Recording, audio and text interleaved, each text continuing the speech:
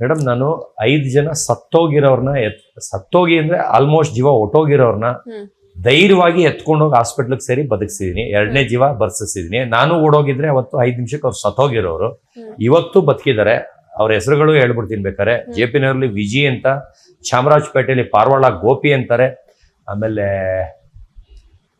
ತಾಳಿ ಒಂದೊಂದು ಹೆಸರು ಹೇಳ್ತೀನಿ, ನಿಸರ್ಗ ಅಂತ ಹಾಸನಲ್ಲಿ ಇರ್ತಾನೆ ನಿಸರ್ಗ ಅಂತ. ಆ ತರ ಎಷ್ಟೊಂದು ಕೇಸ್ಗಳು ಏನಂದ್ರೆ ಯಾರ್ದೋ ಕಾರಣದಿಂದ ಒಡೆದಾಡ್ಬಿಡ್ತಾರೆ ಅವ್ರವ್ರೆ. ನಾನ್ ಹೊಡೆದಾಡಿರಲ್ಲ, ನಾನ್ ಹೊಡೆದಿರಲ್ಲ, ಅವ್ರು ಹೊಡೆದಾಡಿ ಏನೋ ಹೆಚ್ಚು ಕಡಿಮೆ ಆಗ್ಬಿಡುತ್ತೆ ಫ್ರೆಂಡ್ಸ್ ಅಲ್ಲೇ. ಎಲ್ಲಾರು ಬಿಟ್ಟು ಓಡೋಗ್ಬಿಡ್ತಾರೆ. ನಾನು ಒಬ್ನೇ ಹೋಗಿ ಅವ್ರನ್ನ ಎತ್ಕೊಂಡೋಗಿ ಬದುಕಿಸ್ತೀನಿ. ಇನ್ನೊಬ್ಬ ಬಂದು ಲವ್ ಫೇಲ್ಯೂರ್ ಆಗಿ ಫುಲ್ಲು ಕೈ ಕುಯ್ಕೊಂಡ್ಬಿಟ್ಟಿರ್ತಾನೆ. ನಾನು ಹೆಬ್ಬಾಳ ಹತ್ರ ಎಲ್ಲೋ ಹೋಗ್ತಾ ಇರ್ತೀನಿ, ಅವ್ನು JP ನಗರಲ್ಲಿ ಕೈ ಕುಯ್ಕೊಂಡಿರ್ತಾನೆ. ಅವ್ನ ಜೊತೆ ದಿನ ಅವನ ದುಡ್ಡಲ್ಲಿ 20 ಜನ ಅವನ ದುಡ್ಡಲ್ಲಿ ಕುಡ್ದು ತಿಂದವ್ರು ಇದ್ರೂ ಅವರು ಬಿಟ್ಟು ಓಡೋಗಿರ್ತಾರೆ.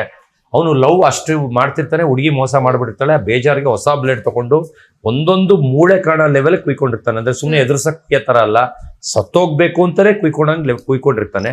ಅವನು ಫೋನ್ ಮಾಡ್ತಾನೆ. ನಾನೊಂದು ACP ಹತ್ತಿ ಅಂತ, ಅವ್ರ ಮಗ ಯೋಗಿ ಅಂತ ವಿಜಯನಗರಲ್ಲಿ ಇರ್ತಾರೆ. ಅವರು ನಾವು ಹೆಬ್ಬಾಳದಕ್ಕೆ ಏನೋ ಕೆಲಸ ಇರುತ್ತೆ, ಇಬ್ರು 2 ವೀಲರಲ್ಲಿ ಹೋಗ್ತಾ ಇರ್ತೀವಿ. ಅವನದು ಫೋನ್ ಬರುತ್ತೆ. ಅಂದ್ರೆ ನನಗೆ 2 ದಿವಸದ ಫ್ರೆಂಡ್ ಅವನು, ಅವ್ರಿಗೆಲ್ಲ ಕ್ಲೋಸ್ ಫ್ರೆಂಡು. ಅಂದ್ರೆ ಅವನಿಗೆ 6 ಸೆನ್ಸ್. ಯಾರು ಸಾಯ್ತಾ ಇದ್ರೆ ನನ್ನನ್ನೇ ನೆನೆಸ್ಕೊಳ್ಳೋದು. ಯಾಕಂದ್ರೆ ಆ ಮೀಟರ್ ಇರೋದು ಕಾಪಾಡಕ್ಕೆ ಎಲ್ಲ ನಾನೇನೆ. ಅವನು ಫೋನ್ ಮಾಡ್ತಾನೆ. 2 ದಿವಸ ಅವನ ಜೊತೆ ಪಾರ್ಟಿ ಮಾಡಿರೋದು. ಅವ್ರು ದಿನ ಮಾಡೋರು, ವರ್ಷಗಟ್ಟಲೆ ಮಾಡಿದವ್ರು ಓಡೋಗ್ಬಿಟ್ರು. ಅವ್ನು ಫೋನ್ ಮಾಡ್ಬಿಟ್ಟು, ಸತೀಶ್ ಸರ್ ಎಲ್ಲಿದ್ದೀರಾ, ನಾನು ಸತ್ತೋಗ್ತಾ ಇದ್ದೀನಿ ಅಂತಾರೆ. ಅದು ಸ್ಪೀಕರ್ ಫೋನ್ ಹಾಕಿರ್ತೀನಿ, ಅವ್ರಿಗೂ ಕೇಳಿಸುತ್ತೆ ಯೋಗಿ ಅನ್ನೋರಿಗೆ. ಅವ್ರು ಕುಡಿದ್ಬಿಟ್ಟು ರೇಗಿಸ್ತಾ ಇದ್ದಾನೆ ಅಂತಾರೆ. ನನಗೆ ಅಳು ಗೊತ್ತಾಗುತ್ತೆ, ಆ ಫೀಲ್ ಇದೆಯಲ್ಲ ಅದು ಗೊತ್ತಾಗುತ್ತೆ ನನಗೆ. ನಾನೇನ್ ಮಾಡ್ತೀನಿ, ಇಲ್ಲ ಅವನು ಸೀರಿಯಸ್ ಆಗಿ ಏನೋ ಮಾಡ್ಕೊಂಡಿದ್ದಾನೆ, ನಾನು ಹೋಗ್ತಾ ಇದ್ದೀನಿ ಬರ್ತೀಯಾ ಅಂತ ಕೇಳ್ತೀನಿ. ಅವರು ಇಲ್ಲ ನಾನು ಬರಲ್ಲ ಅಂತಾರೆ. ಆಯ್ತು ಬೇಡ ಬಿಡು ಅಂತ ಹೋಗ್ತೀನಿ. ಅವಾಗ ತಿರ್ಗಿ ಆಯ್ತಾಯ್ತು ಬರ್ತೀನಿ ಅಂತ ಬರ್ತಾರೆ. ಸ್ಪೀಡಾಗಿ ಬರ್ತೀನಿ, ಮನೆಯೊಳಗೆ ಒಂದು ಡೋರ್ ತೆಗಿತೀನಿ. ನೆಲದಿಂದ ಹಿಡಿದು ಗೋಡೆ ಫುಲ್ಲು ರಕ್ತ, ಇಡೀ ಹಾಲ್ ರಕ್ತ. ಅಂದ್ರೆ ಬಿದ್ದು ಅವ್ರು ಒದ್ದಾಡಿ ಜೀವ ಕಾಪಾಡ್ಕೊಳಕ್ಕೆ ಕುಯ್ಕೊಬಿಟ್ಟವ್ರೆ ನಶ ಅಲ್ಲಿ. ಆಮೇಲೆ ಒದ್ದಾಡ್ಬಿಟ್ಟು ನೆಲ ಸಾರಿಸಿ ಬಣ್ಣ ಬಳ್ದಂಗೆ ಇಷ್ಟೆತ್ರ ಗೋಡೆ, ಅವ್ನ ಎಲ್ಲೆಲ್ಲಿ ಕೈ ಟಚ್ ಮಾಡಕ್ಕಾಗುತ್ತೆ, ಫುಲ್ಲು ರಕ್ತ. ಅದು ನೋಡಿ ಇವರು ACP ಮಗ ಓಡೋಗ್ಬಿಡ್ತಾರೆ ನನ್ನ ಬಿಟ್ಟು. ನಾನು ಸೀದಾ ಹೋಗ್ಬಿಟ್ಟು ಕೈ ಹಿಡ್ಕೊಂಡು ಎತ್ತಕ್ಕೆ ಹೋಗ್ತೀನಿ, ಜಾರುತ್ತೆ. ಆ ಬ್ಲಡ್ ಇನ್ನ ಒದ್ದೆ ಇತ್ತಲ್ಲ ಜಾರ್ತಾ ಇದೆ. ನನಗೆ ಎತ್ತಕ್ಕೆ ಗೊತ್ತಿಲ್ಲ, ಬಟ್ಟೆ ಹಿಡ್ಕೊಂಡು ಎತ್ತಬೇಕು ಅನ್ನೋದು ಗೊತ್ತಿಲ್ಲ. ಇವನ್ ಗಾಡಿನ ನನ್ನ ಬಿಟ್ಬಿಟ್ಟು ಗಾಡಿ ಎತ್ಕೊಂಡು ಓಡೋಗ್ಬಿಡ್ತಾನೆ. ನಾನೇನ್ ಮಾಡ್ತೀನಿ, ಒಬ್ಬನ ಕೈಲಿ ಎತ್ತಕ್ ಆಗಲ್ಲ. ಅಂದ್ರೆ ಜೀವ ಹೋಗ್ಬಿಟ್ಟಿದೆ ಅಂದ್ರೆ ಅನ್ಕಾನ್ಶಿಯಸ್ ಏನಂತಾರೆ ಅದು ನನ್ಗೆ ಮೆಡಿಕಲ್ ಇದ್ರಲ್ಲಿ ಹೇಳಕ್ ಬರಲ್ಲ. ಆದ್ರೆ ನನ್ನ ಪ್ರಕಾರ ಅವನು ಡೆಡ್ ಬಾಡಿ ಸತ್ತೋಗಿದ್ದಾನೆ, ಸತ್ತಿರೋನ್ನ ಟ್ರೈಯರ್ ಮಾಡೋಣ ಅನ್ನೋದು ಮೈಂಡ್ಗೆ ಅವಾಗಿತ್ತು. ಇಮಿಡಿಯೇಟ್ ಏನ್ ಮಾಡ್ತೀನಿ, ಓಡೋಗ್ ಮೇನ್ ರೋಡ್ವರೆಗೂ. ನಾನು ನಡೆದವನು ಅಲ್ಲ, ಅಷ್ಟು ದೂರ ಓದೋನು ಅಲ್ಲ. ಒಂದು ಪುಟ್ಟೇನಹಳ್ಳಿ ಕೆರೆ ಇದೆಯಲ್ಲ, ಅಲ್ಲೊಂದು ಹೋಟೆಲ್ ಇದೆ, ಇಂಚರ ಹೋಟ್ಲವರೆಗೂ ಹೋಗ್ತೀನಿ. ಅಲ್ಲಿಂದ ಒಂದು 3/4 ಕಿಲೋಮೀಟರ್ ಇರುತ್ತೆ. ಅಷ್ಟು ದೊಡ್ಡ ವಿಷಯ ನಂಗೆ ನಡೆದಿದ್ದು. ಅಂದ್ರೆ ಅಷ್ಟು ಸೋಂಬೇರಿ ಇದ್ದೆ. ಅಲ್ಲಿ ಹೋಗ್ಬಿಟ್ಟು ಆಟೋಗೆ ಕೈ ಹಾಕ್ತೀನಿ. ಅವ್ರಿಗೆ ಹೇಳ್ತೀನಿ, ಸರ್ ಒಬ್ಬ ಹಿಂಗೆ ಲವ್ ಫೀಲಿಂಗ್ ಇಂದ ಏನೋ ಎಲ್ಲ ಕುಯ್ಕೊಂಡು ಸೂಸೈಡ್ ಮಾಡ್ಕೊಂಡಿದ್ದಾನೆ, ಅಂದ್ರೆ ಸತ್ತಿದನೋ ಬದುಕಿದನೋ ಗೊತ್ತಿಲ್ಲ. ಇಲ್ಲಿಂದ ರಾಜಶೇಖರ್ ನರ್ಸಿಂಗ್ ಹೋಮು. ಬರೀ 100 ರೂಪಾಯಿ ಅಲ್ಲ, ಆಗಿನ ಕಾಲಕ್ಕೆ ಅದು 60 ರೂಪಾಯಿನೂ ಆಗ್ತಿರ್ಲಿಲ್ಲ.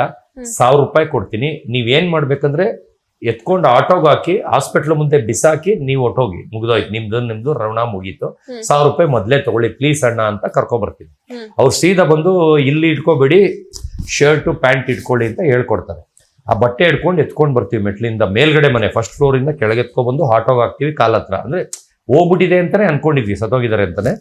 ಕಾಲ ಹತ್ರ ಹಾಕೊಳ್ತೀವಿ, ಕುತ್ಕೊಳ್ತೀನಿ, ಬೇಗ ನಡೀರಿ ಅಣ್ಣ ಅಂತ. ಅಂದ್ರೆ ಇನ್ನೂ ನಂಗೆ ಬದುಕಿಸ್ಬೇಕು ಅನ್ನೋದು.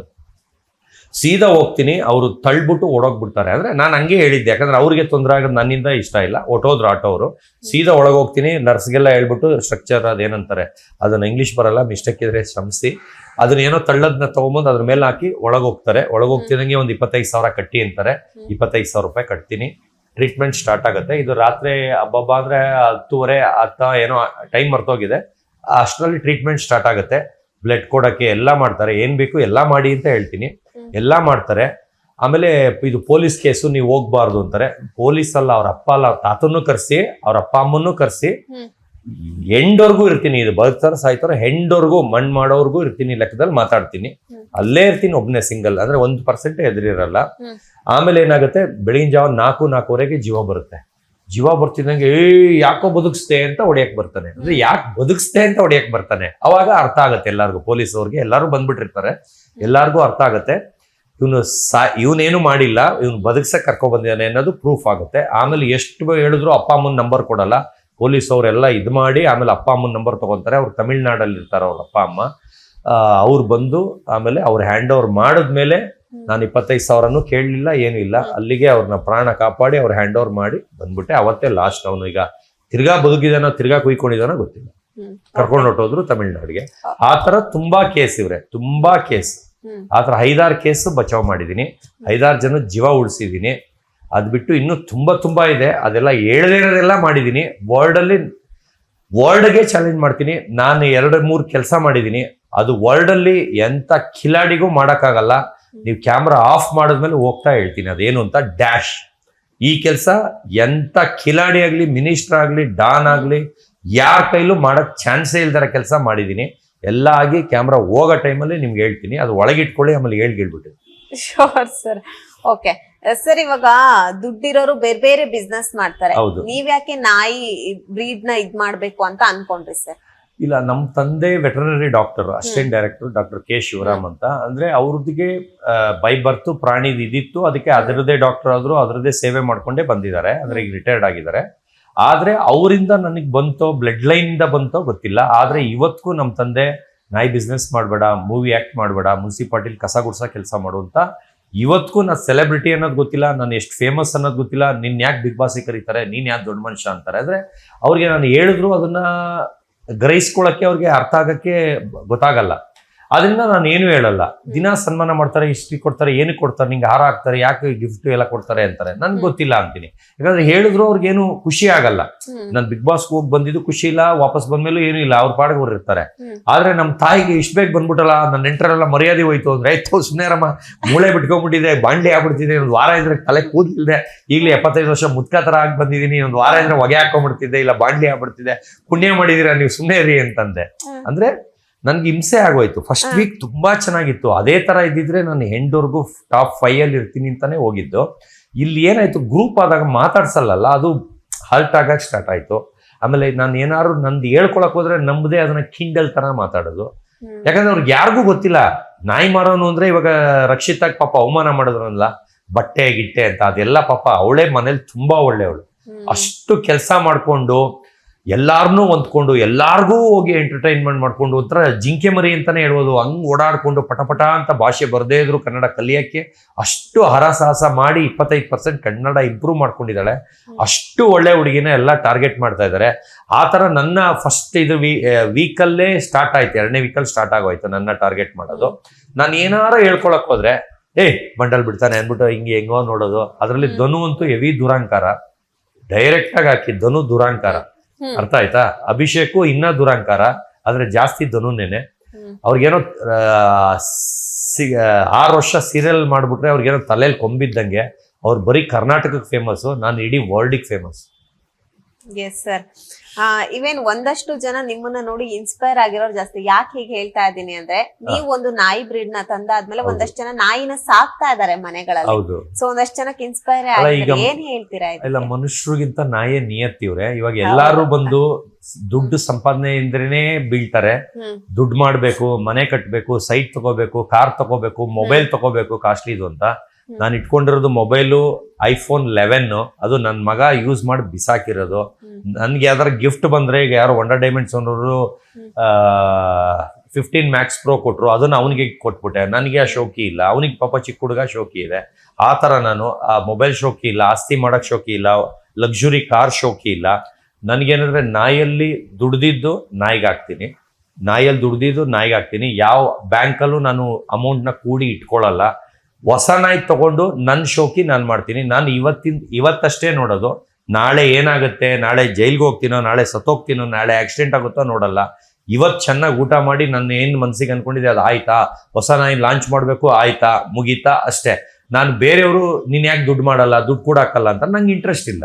ಈಗ ದುಡ್ಡು ಮಾಡಿದ್ರೇನೆ, ಈಗ ನಮ್ಮಪ್ಪ ಮಾಡಿದ್ಕೇನೆ ನಮ್ಮಕ್ಕ ಆಸ್ತಿ ಜಗಳ. ನಮ್ಮ ತಮ್ಮ ಅಂತೂ 8ನೇ ಕ್ಲಾಸ್ 10ನೇ ಕ್ಲಾಸ್ಗೆ ಆಸ್ತಿ ಭಾಗ ಕೇಳಿದವನು. ನಾನು ಇವತ್ತವರೆಗೂ ಕತ್ತೆ ಹೆಂಗಿದ ದುಡ್ಡು ತಿನ್ನೋ ಬೋಳಿ ಮಗನೆ ಅಂದ್ರು 5 ರೂಪಾಯಿ ಕೇಳಿದ್ಕೆ 8ನೇ ಕ್ಲಾಸಲ್ಲಿ. ಅವತ್ತಿಂದ ನಾನು ದುಡಿತೀನಿ, ನಾನು ಖರ್ಚು ಮಾಡ್ತೀನಿ, ನಾನು ಶೋಕಿ ಮಾಡ್ತೀನಿ. ನಾನು ಖರ್ಚು ಮಾಡೋದು ಅಂದರೆ ಬರೀ ಬಟ್ಟೆ, ನಾನ್ ವೆಜ್, ಆಮೇಲೆ ಕುಡಿಯೋ ಹ್ಯಾಬಿಟ್ಸ್ ಅವೆಲ್ಲ ಇಲ್ವೇ ಇಲ್ಲ. ಅಂದ್ರೆ ಅದು ಎಲ್ಲರ ಪಾರ್ಟಿ ಇದ್ರೆ ಫ್ರೆಂಡ್ಸ್ ಬಂದ್ರೆ ಅದು 6 ತಿಂಗಳಾಗ್ಬೋದು, 1 ತಿಂಗಳಾಗ್ಬೋದು, 15 ದಿವಸ ಆಗ್ಬೋದು. ಅವತ್ ಮಾತ್ರ 1-1.5 ಬಾಟ್ಲು ಬಿಯರ್ ಹೊಡಿತೀನಿ. ಇದೇ ನನ್ನ ಲಿಮಿಟ್. ಯಾರಿಗಾರು ಕೇಳ್ಕೊಳ್ಳಿ. ಸಿಗರೇಟ್ ಆಗ್ಲಿ ಆ ಡ್ರಿಂಕ್ಸ್ ಇಲ್ಲ. ಅದ್ ಬಿಟ್ಟು ನಾಯಿಗೆ ಇನ್ವೆಸ್ಟ್ ಮಾಡ್ತೀನಿ. ಯಾಕಂದ್ರೆ ನಾಯಿಯಿಂದ ನನಗೆ ಇನ್ಕಮ್ ಇದೆ. ನಾಯಿಯಿಂದ ನನಗೆ ದುಡ್ಡು ಆಗ್ತಾನೆ ಇರುತ್ತೆ ರೊಟೇಷನ್. ಆದ್ರೆ ನಾನು ಎಲ್ಲೂ ಕೂಡಾಕಿ ಇಟ್ಕೊಂಡಿಲ್ಲ. ಅದರಿಂದ ನಾನು ಸೇಫ್ ಆಗಿ ಇಡಿಯಿಂದ ಬಚಾವ. ಓಕೆ ಸರ್, ಅದೇ ಇವಾಗ ಇಡಿ ಅಂತ ಹೇಳಿದ್ರೆ ಒಂದಷ್ಟು ಆರೋಪಗಳು ಮಾಡಿದ್ರು ನಿಮಗೆ ಆಗದೆ ಇರುವಂತವ್ರು ಒಂದಷ್ಟು ಜನ. ಆ ಆರೋಪಕ್ಕೆ ಏನ್ ಹೇಳ್ತೀರಾ ಸರ್? ಇಲ್ಲ, ಅವ್ರು ಆರೋಪ ಮಾಡಿದ್ರಿಂದನೇ ನಾನು ಬಿಗ್ ಬಾಸ್ ಅಲ್ಲಿ ಇದ್ದೀನಿ. ಅವ್ರಿಗೆ ನಾನು ತುಂಬಾ ಧನ್ಯವಾದ ಹೇಳ್ತೀನಿ. ಇನ್ನು ನೆಕ್ಸ್ಟ್ ಲೆವೆಲ್ಗೆ ಆರೋಪ ಮಾಡಿ, ನೆಕ್ಸ್ಟ್ ಹಿಂದಿ ಬಿಗ್ ಬಾಸ್ಗೋ ತೆಲುಗು ಬಿಗ್ ಬಾಸ್ಗೆ ಹೋಗೋಂಗೋ ದಯವಿಟ್ಟು ಮಾಡಿ ನನಗೆ ಬೈರಿ, ಕ್ಯಾಕುರ್ ಸುಗೀರಿ, ಕೆಟ್ಟದಾಗಿ ನಂದು ರೀಲ್ಸ್ ಮಾಡಿ, ಖಂಡಮ್ ಆಗಿ ಟ್ರೋಲ್ ಮಾಡಿ, ನನಗೆ ಅದೇ ಇಷ್ಟ. ಆಮೇಲೆ ಅವ್ರಿಗೆ ಫಸ್ಟ್ ಥ್ಯಾಂಕ್ ಯು ಹೇಳಿರ್ತೀನಿ. ಅವ್ರಿಗೆ ಕಾಲಿಗೆ ಬಿದ್ದಿರ್ತೀನಿ. ಬೇಕಾದ್ರೆ ಕಮೆಂಟ್ಸ್ಗಳಲ್ಲಿ ನೋಡಿ, ಒಳ್ಳೆ ಕಮೆಂಟ್ಸ್ಗೆ ನಾನು ಏನು ಲೈಕು ಕೊಟ್ಟಿರಲ್ಲ, ಕೆಟ್ಟ ಕಮೆಂಟ್ಸ್ಗೆ ಥ್ಯಾಂಕ್ ಯು ಬೆಗ್ ಮಾಡ್ತೀನಿ, ಪ್ಲೀಸ್ ಇನ್ನೊಂದು 5 ಕಮೆಂಟ್ ಬೈ ಅಂತ ಕಳ್ಸಿರ್ತೀನಿ. ಅದನ್ನು ಕನ್ನಡದಲ್ಲಿ ಯಾರಾದ್ರೂ ಟೈಪ್ ಮಾಡಿಸ್ಕೊಂಡು, ಕನ್ನಡ ಟೈಪಿಂಗ್ ನಂಗೆ ಬರಲ್ಲ, ಮಾಡಿಸ್ಕೊಂಡು ಪೋಸ್ಟ್ ಮಾಡಿರ್ತೀನಿ. ಅದು ಪ್ರೂಫ್ ಬೇಕಾದ್ರೆ ನಾನು ಇನ್ಸ್ಟಾಗ್ರಾಮ್ಗೆ ಹೋದ್ರೆ ನಿಮ್ಗೆ ಗೊತ್ತಾಗುತ್ತೆ. ಆ ಲೆವೆಲ್ಗೆ ನಾನು ಪಾಸಿಟಿವ್ ಆಗಿ ತಗೊಳ್ತೀನಿ ನೆಗೆಟಿವ್ನ. ಆಮೇಲೆ ನೆಗೆಟಿವ್ ಇಂದಾನೆ ಇವತ್ತು ನನಗೆ ಈ ಅವಕಾಶ ಸಿಕ್ಕಿರೋದು. ಪಾಸಿಟಿವ್ ಎಷ್ಟು ವರ್ಷದಿಂದ ಇದ್ರೂ ನನ್ನ ಯಾರು ಮೂಸು ನೋಡ್ತಿರ್ಲಿಲ್ಲ, ಯಾರು ಕರಿತಾನೂ ಇರ್ಲಿಲ್ಲ. ಇವಾಗ ಅದು ಬಂತು ನೋಡಿ, ಒಂದು ಚಾನಲ್, ಒಂದು ಇಡಿ ರೈಡ್, ಇವೆರಡರಿಂದಾನೇ ನಾನು ಇವತ್ತು ಬಿಗ್ ಬಾಸ್ ಅಲ್ಲಿ ಇರೋದು. ಅದಕ್ಕೆ ಕಾರಣ ಬಿಗ್ ಬಾಸ್ ಹೋಗೋ ಕಾರಣ ಅವ್ರಿಬ್ರೆ. ಅದ್ ಬಿಟ್ಟು ಡಾಗ್ ಬ್ರೀಡರ್ ಅಲ್ಲಿ ಸ್ವಲ್ಪ ಜನ ಇದ್ದಾರೆ. ಅದರಲ್ಲಿ ಕೋಡ್ ವರ್ಡ್ ಅಲ್ಲಿ ಹೇಳ್ತೀನಿ, ಅರ್ಥ ಮಾಡ್ಕೊಳ್ಳಿ. ಒಬ್ಬ ಬಿರಿಯಾನಿ ಅಂತ, ಅದ್ರ ಮುಂದೆ ಹೆಸರು ನಾನು ಹೇಳಲ್ಲ. ಒಬ್ರು ಗುರು ಅಂತ ಏನೋ, ಆಮೇಲೆ ಇನ್ನೊಬ್ಬ ಡೈಮಂಡ್ ಅಂತ, ಆಮೇಲೆ ಇನ್ನೊಂದು ಇಷ್ಟು ಜನಗಳ ಬ್ಯಾಡ್ ಕಮೆಂಟ್ ಇಂದಾನೆ ಇವತ್ತು ನಾನು ಇಲ್ಲಿದ್ದೀನಿ. ಓಕೆ ಸರ್, ಇವೇನ್ ಹೆಂಗೆ ಅಂದ್ರೆ ಒಬ್ರು ಬೆಳಿತಾ ಇದಾರೆ ಅಂದ್ರೆ ನೆಗೆಟಿವ್ ಮಾತಾಡೋರು ಇದ್ದೇ ಇರ್ತಾರೆ. ಅದನ್ನ ತೆಗ್ದು ಹಾಕಿ ಮುಂದಕ್ಕೆ ಬರ್ತಾ ಇರ್ಬೇಕು. ಎಸ್, ಆಗ್ಲೇ ನಿಮ್ಮ ಮಗನ್ ಬಗ್ಗೆ ಹೇಳಿದ್ರಿ ಸರ್. ಎಸ್, ಏನ್ ಮಾಡ್ಕೊಂಡಿದ್ದಾರೆ, ಹೇಗೆ ನಡೀತಾ ಇದೆ ಅವರ ವಿದ್ಯಾಭ್ಯಾಸ ಎಲ್ಲ? ಇಲ್ಲ, ಅವನು ವಿದ್ಯಾಭ್ಯಾಸ ತುಂಬಾ ಚೆನ್ನಾಗಿ ಓದ್ತಾ ಇದ್ದಾನೆ. ನಾನು ಫೇಲ್ ಆಗ್ಲಿ ಅಂತ ಕಾಯ್ತಾನೆ ಇದ್ದೀನಿ.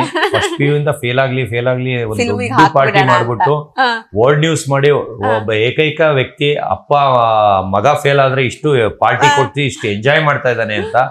ಕಾರಣ ಏನಂದ್ರೆ ನಮ್ಮ ತಂದೆಗೆ ಅವನ್ನ ಓದಿಸ್ಬೇಕು ಅಂತ. ಅವನು 60 to 70% ತೆಗಿತಾನೆ ಇದ್ದಾನೆ. ನಾನು ಒಂದ್ ದಿವಸ ಅವನ್ನ ಓದ್ದ, ರೂಮಲ್ಲಿ ಬಾಕ್ಲ ಹಾಕೊಂಡು ಏನ್ ಮಾಡ್ತಿದ್ಯಾ, ಹೆಂಗ್ ಓದ್ತಿದ್ಯಾ ಒಂದ್ ದಿವಸನೂ ಕೇಳಿಲ್ಲ. ಯಾಕಂದ್ರೆ ನಾನು 80% ತೆಗಿಯೋ ಸ್ಟೂಡೆಂಟ್. ನಾನು 8ನೇ ಕ್ಲಾಸ್ ವರ್ಗು. ನಮ್ ತಂದೆ ಓದು ಓದು ಓದು ಅಂತ ರಾತ್ರಿ ಎಲ್ಲ ಬೈಯೋರು. ನಮ್ಮಪ್ಪ ಬೈತಾರೆ ಅಂತ ಹತ್ಕೊಂಡ್ ಮಲಗ್ತಿದ್ದೆ. ಇನ್ನೇನ್ ನಿದ್ದೆ ಬರೋ ಟೈಮ್ ತಿರ್ಗಾ 4 ಗಂಟೆಗೆ ಎಬ್ಬಿಸ್ಬಿಟ್ಟು ತಿರ್ಗಾ ಓದು ಓದು ಅಂತ ಹೊಡಿಯೋರು. ಅದರಿಂದ ಏನಾಯ್ತು, 80% ಇದೆ, 70, 60, 50 ಹಂಗಾಗಿ 35% ಒಂದೊಂದ್ರಲ್ಲಿ ಫೇಲು. ಆ ಲೆವೆಲ್ ವೀಕ್ ಆಗ್ಬಿಟ್ಟೆ. ಅಂದ್ರೆ ಅದು ನಮ್ಮ ಅಪ್ಪನ ಗೋಳ್ಗೆ, ಅಂದ್ರೆ ಅಷ್ಟು ಹಿಂಸೆ ಕೊಡೋರು. ಓದು ಓದು ಓದು ಓದು ಓದು ಅಂತ. ಯಾರೇ ಆಗ್ಲಿ ಅವ್ರಿಗೆ ಫೋರ್ಸ್ ಮಾಡಬೇಡಿ. ಇವಾಗ ನನ್ನ ಮಗನ್ಗೆ ನೋಡಿ, ಡೇ 1 ಇಂದ ಎಲ್ಗ್ ಹೋದೆ, ಎಲ್ಲಿಗೆ ಬಂದೆ, ಓದ್ತಿದ್ಯಾ, ಏನ್ ಓದ್ತಿದ್ಯಾ ಅನ್ನೋದು ನಮ್ಮಪ್ಪ ಹೋದ್ರು ಅವ್ರಿಗೂ ಉಗ್ದೆ, ನೀವು ಹಂಗ್ ಮಾಡಿ ನನ್ನ ಏನ್ ಮಾಡಿದ್ರಿ, ನಾನೇನು ಉದ್ಧಾರ ಆಗ್ಬಿಟ್ಟು ನಾನು ನೀವು ಸ್ಟ್ರಿಕ್ಟ್ ಮಾಡಿದ್ಕೆ ಹೋಗಿ ಅಂತ ಬೈದಿ ನನ್ನ ಮಗನಿಗೆ ಬೈಯೋದ್ನು ಅವಾಯ್ಡ್ ಮಾಡಿಸ್ತೆ. ಅಂದ್ರೆ ಅವನ ಹತ್ರ ಹೋಗೋಕ್ಕೂ ಬಿಡದೆ ಗುರ್ರ ಅನ್ಬಿಟ್ಟು ಓಡಿಸ್ತಿದ್ದೆ. ಇವತ್ತವರೆಗೂ ಅವನಿಗೆ ಹೊಡೆದಿಲ್ಲ, ಬಡ್ದಿಲ್ಲ, ಏನ್ ಮಾಡ್ತಿದ್ಯಾ ಅಂತ ಕೇಳಿಲ್ಲ. ಅವನ್ನ ಅಷ್ಟು ಫ್ರೀ ಬಿಟ್ಟಿದ್ದೀನಿ. ಒಂದು ಬ್ಯಾಡ್ ಹ್ಯಾಬಿಟ್ಸ್ ಇಲ್ಲ, ಒಂದು ಕೆಟ್ಟ ಪದ ಬೈಯಕ್ ಬರಲ್ಲ. ಕಲ್ಚರ್ ಹೇಳ್ಕೊಟ್ಟಿದ್ದೀನಿ. ಹೋಗಿದ್ ಕಡೆ ಎಲ್ಲ ನನ್ನ ಮಗನ ಪ್ರೀತಿ ಮಾಡ್ತಾರೆ ಎಲ್ಲಾ ಫಂಕ್ಷನ್ ಅಲ್ಲೂ. ಆ ಲೆವೆಲ್ಗೆ ಬೆಳೆಸಿದ್ದೀನಿ. ಪರ್ಸೆಂಟೇಜು ಅಷ್ಟೇ 60 to 70% ತೆಗಿತಾ ಇದ್ದಾನೆ. ಆದ್ರೆ ಇದು ಫೇಲ್ ಆಗ್ಲಿ ಅಂದಿದ್ದು ತಮಾಷೆಗೆ. ಏನಕ್ಕಂದ್ರೆ ಹೈಟ್ ಪಿಕ್ಚರ್ ಆಫರ್ ಬಂತು ಅವನಿಗೆ, 2 ತೆಲುಗು 3 ಕನ್ನಡ ಆಫರ್ ಬಂತು. ಈಗ ಓದ್ತಾ ಇದ್ರೆ 2 ವರ್ಷ ಓದ್ಬೇಕು ಅವನು. ಅಂದ್ರೆ ಈಗ first year degree, second year degree, third year degree, 3 ವರ್ಷ ನಾನು ಕಾಯ್ಬೇಕು. ಅವ್ರು ಬಿಡ್ತಾ ಇಲ್ಲ, ಅಂದ್ರೆ ಫಿಲಿಂ ಅವರು ಬಿಡ್ತಾ ಇಲ್ಲ. ಅವನು singer, Korean singer, BTS Singh ಅಂತ ಹುಡುಗಿರಿಗೆ ತುಂಬಾ ಫ್ಯಾನ್ ಅವ್ನ್ ಕಂಡ್ರೆ, ಆ ಸಿಂಗರ್ ಕಂಡ್ರೆ. ಇವನು 8ನೇ ಕ್ಲಾಸಲ್ಲಿ ಅವ್ರ ತರ ಇದ್ದ, ಕೊರಿಯನ್ ಸಿಂಗರ್ ತರ ಇದ್ದಂತ 2 ಲಕ್ಷ ಹುಡುಗಿರು ಫ್ಯಾನ್ಸ್ ಇದಾರೆ ಅವ್ನಿಗೆ ಈಗ್ಲೇನೆ. ಅವನಿಗೆ ಮಿಸ್ಟರ್ ಹ್ಯಾಂಡ್ಸಮ್ ಅಂತ ಏಷ್ಯಾ ಫೇಮ್ ಅವಾರ್ಡ್ ಬಂದಿದೆ. ಒಂದೊಂದು ಫ್ಯಾಷನ್ಗೆ ಹೋದ್ರು ಇವನೇ ಫಸ್ಟ್ ಪ್ರೈಸ್ ಗೆತ್ಕೊ ಬರೋದು. ಒಂದೊಂದು ಹುಡುಗಿರ್ ಕಾಲೇಜಲ್ಲಿ ಫ್ಯಾಷನ್ ಶೋ ಇದ್ರೆ ಹರ್ಷ ಅಂದ್ರೆ ಬರೀ 99% ಹುಡುಗಿರ್ ವಾಯ್ಸೇ ಬರ್ತಿರುತ್ತೆ. ಆ ಲೆವೆಲ್ಗೆ 2 ಲಕ್ಷ ಹುಡುಗಿರ್ ಫ್ಯಾನ್ಸ್ ಇದಾರೆ.